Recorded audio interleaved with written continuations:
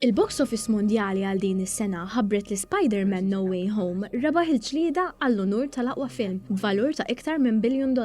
Dan huwa film immirat taż-żgħażagħ fejn laħaq l-aspettattivi tan-nies dwar is-suġġett tal-multiverse. Tliet films Ċiniżi qed jiddominaw ukoll f'din is-sena fejn jikkonfermaw li s-suq Asjatiku sar aktar importanti fl-industrija tal-films fejn it-territorju huwa ikbar. One News tkellem ma' Mario Azzopardi, kritiku tal-films, li esprima s-sorpriża li kritiċi tal-films bħalu ħadu kif fi 11 il-ġurnata biss Spider-Man għamel daqshekk suċċess. L-akbar waħda ċertament hija dik li sa 15 ta' Diċembru kulħadd qed ibassar li film Ċiniż li jisbu The Battle of Lake Changjin dwar episodju fil-Gwerra tal-Korea kien se jkun il-film numru 1 għat-tieni sena konsekuttiva jkun film Ċiniż li kollu l-akbar dħul. Għaliex anke fl-2020 kien film Ċiniż li kellu l-akbar dħul.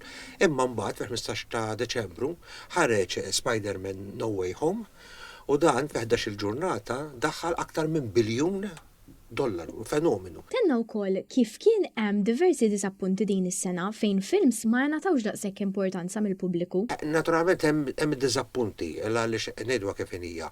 Disney li soltu tiddomina il-box office tal-aħħar tas-sena.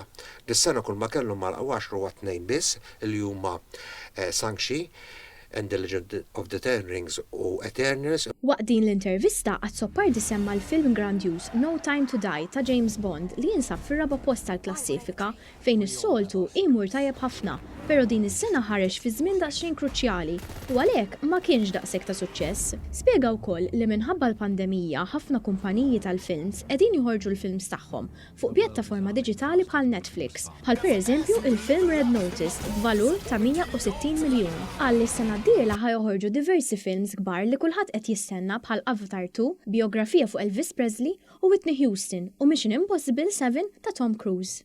Hemm tista' tgħid blockbuster kważi kull xahar. Naturalment hemm dak li jispikkaw, hemm jien naf hemm The Batman li ħafna qed jistennew li joħroġ u jkun film kbir. Hemm Doctor Strange and the Multiverse of Madness li dan. Hemm għalina l-Maltin mod partikolari interessana ħafna Jurassic World Dominion pereżempju.